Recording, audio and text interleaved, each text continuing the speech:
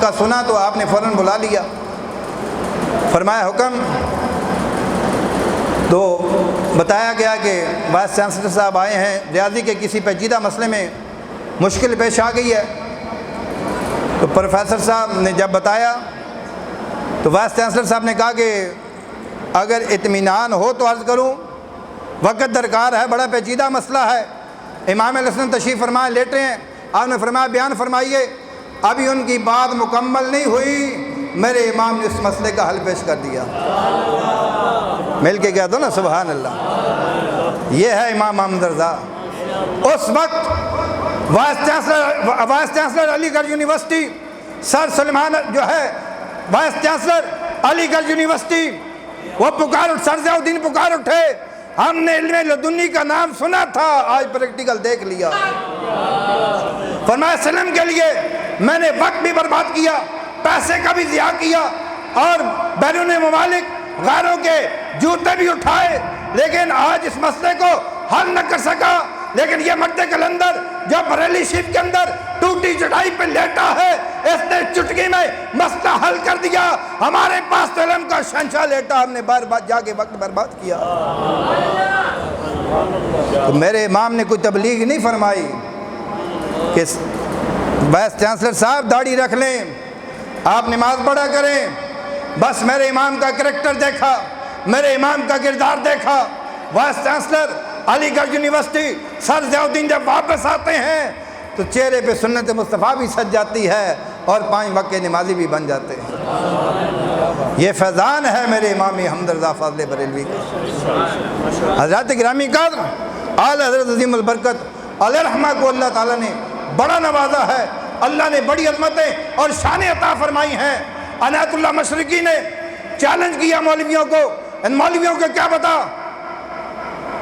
کہ حیات کیا ہے، ریاضی کیا ہے، یہ تو دہلی سے آگرے کا طول البلد اور عرض البلد نہیں نکال سکتے۔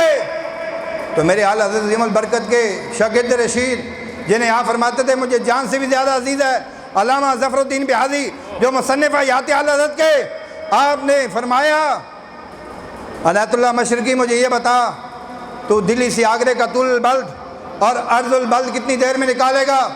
کہنے لگا 24 گھنٹے کے اندر۔ حضرت اعلیٰ حضرت عظیم البرکت کے خلیفہ علامہ ظفر الدین بہاری علیہ الرحمہ نے فرمایا کہ فقیر امام اہل سنت امام محمد رضا کا نمک خار، فرمایا کہ میں ساؤتھ افریقہ سے لے کر آسٹریلیا تک، امریکہ اور کینیڈا سے لے کے دہلی تک، اور جاپان سے لے کے امریکہ تک پوری روئے زمین کا طول البلد اور عرض البلد 24 منٹ میں نکال سکتا ہوں۔ سمجھ آئیے تو مل کے کہہ دو سبحان اللہ، مل کے کہہ دو سبحان اللہ۔ جس کے خادموں کی شان یہ ہے، امام کا مقام کیا ہوگا؟ جس کے شاگرد کا علمی مقام یہ ہے، امام محمد رضا کی شان کا علم کیا ہوگا؟ میں اس لیے کہہ رہا تھا مجاکر کی کیا مجال کے ان کے بارے میں بات کروں۔ حضرات گرامی قدر، آپ نے یہ فرمایا 24 منٹ کے اندر پورے روئے زمین کا طول البلد کیا ہے، عرض البلد کیا ہے، فقیر ظفر الدین بہاری یہ پیش کر سکتا ہے۔ اور الفضل ما شاہدت بہلادہ، فضیلت یہ ہے کہ غیر بھی گواہی دے۔ یہی مضمون جواہر الفقہ کی دوسری جلد کے اندر مفتی محمد شفیع کراچی والے نے لکھا ہے، آپ کی اجازت کے ساتھ، اپنی کتاب جواہر الفقہ کی دوسری جلد کے اندر، اور لکھا کہ اختلاف اپنی جگہ، لیکن اس سے زیادہ نفیس تحقیق آج تک میری نظر سے نہیں گزری۔ مل کے کہہ دو نا سبحان اللہ۔ حضرات گرامی کا وقت نہیں ہے، اگر قیام پاکستان کی راہ ہموار ہوئی ہے، وقت نہیں، تو اس کے اندر بھی میرے امام محمد رضا کے غلاموں کا حصہ وافر مقدار میں شامل ہے۔ 1994 کے اندر قائد اعظم یونیورسٹی کے پروفیسر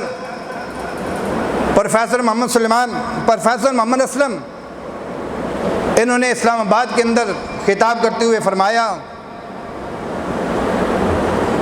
کہ قیام پاکستان کی شاہراہ جس پہ یہ تاریخ چلی ہے،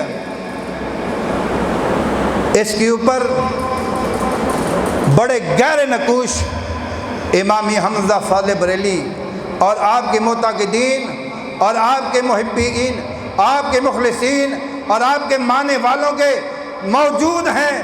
اگر امام حمزہ فاضل بریلی رحمہ کا کردار نظر آتا ہے اور ہر صاحب انصاف مورخ، ہر تاریخ دان، ہر جج، ہر وکیل، ہر شعبہ ہے زندگی سے تعلق رکھنے والا شخص اس بات کو مانے گا اور تسلیم کرے گا کہ قیام پاکستان کی جو راہ ہموار ہوئی ہے، اس کے پیچھے امام اہل سنت کا جو ہے وہ کام نظر آ رہا ہے۔ آپ کی جو ہے ان گنت کاوشیں نظر آ رہی ہیں، آل پٹنہ سنی کانفرنس ہو یا آل جو ہے 1940 کی آل انڈیا سنی کانفرنس بنارس ہو، وہ اس بات کی شاہد ہیں اگر قیام پاکستان کی راہ ہموار ہوئی ہے تو اس کے اندر میرے امام حمزہ کے خلفاء اور آپ کے عقیدت مند جو ہیں وہ صف اول کے اندر شامل نظر آتے ہیں۔ نعرہ تکبیر، نعرہ رسالت، نعرہ تحقیق، نعرہ حیدری، نعرہ غوثیہ، اولیاء کا ہے فیضان، پاکستان پاکستان، اولیاء کا ہے فیضان، پاکستان پاکستان۔ اولیاء کاملین حضور میرے ملت نے اور دیگر بڑے بڑے اکابرین نے یہ قیام پاکستان کی راہ کو ہموار کیا، ملک کے طول و عرض کے دورے کیے۔ گرامی قدر سامعین، وقت کے دامن میں گنجائش نہیں، کون امام اہل سنت مجدد دین و ملت؟ ایک بات عرض کرتا ہوں، فقہ کے حوالے سے 311 امور تیمم کے آپ نے بیان فرمائے، جن اشیاء سے تیمم جائز ہے 181 جو ہے ان کی جو وہ اشیاء جو ہے وہ امام اہل سنت نے بیان فرمائی ہے، اور جو ہے سابق جو متقدمین فقہاء ہیں انہوں نے 74 بیان کیے ہیں، 107 جو ہے امام اہل سنت نے حضور امام اعظم کے مذہب کے اوپر وہ استنباط فرمائی ہے۔ اور عدم جواز جن سے تیمم جائز نہیں، وہ متقدمین فقہاء نے 58 بیان کی ہیں، اور میرے امام اہل سنت نے اس کے اوپر 72 کا اضافہ فرمایا ہے۔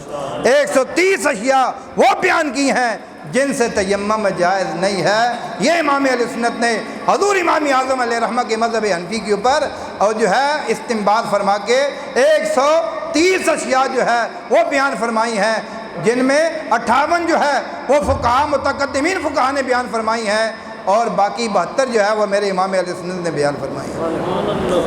حضرات گرامی کا امام اہل سنت کا وصال با کمال 25 صفر المظفر برو جمعۃ المبارک 2:38 کے اوپر ہوا ہے، اور جب 2 بجنے میں 4 منٹ باقی رہ گئے تھے نا، تو قبلہ پیر صاحب ایک ایک کام جو ہے وہ گھڑی دیکھ کے ہو رہا تھا۔ آپ نے اپنے چھوٹے برادر سے فرمایا کہ وضو کر کے آئیں اور سورہ یاسین اور سورہ رات کی دعوت کریں۔ ان کے آنے میں تاخیر ہوگی تو چھوٹے شہزادے حضور مفتی اعظم ہند حضرت شاہ مصطفیٰ رضا خان فاضل بریلی رحمہ سے فرمایا کہ بیٹھے کیا دیکھ رہے ہو، سورہ یاسین شریف پڑھو، سورہ رات پڑھو۔ تسلی سے سنی، جہاں کوئی اشباع پیدا ہوا یا زبان کی سبقت کی وجہ سے کوئی تلفظ میں فرق آیا تو امام اہل سنت نے ان الفاظ کو خود تلاوت فرمایا، اور اس کے بعد آپ نے جو سفر کی دعائیں تھیں وہ مکمل پڑھی، اور پھر چہرے پہ ایک نور کی تجلی نکلی۔ کلمہ طیبہ پڑھتے ہوئے میرا امام اس دنیا سے رخصت ہوا، اور انہی ایام کے اندر آپ نے کچھ عرصہ پہلے فرمایا تھا پیر صاحب کہ جب وہ جھلک دکھا دیتے ہیں تو پھر پتہ بھی نہیں لگتا جانے کا، پھر پتہ نہیں چلتا جانے کا، جب وہ جھلک دکھا دیتے ہیں تو میرے امام اہل سنت بارگاہ مصطفیٰ کے وہ حضور ہی تھے۔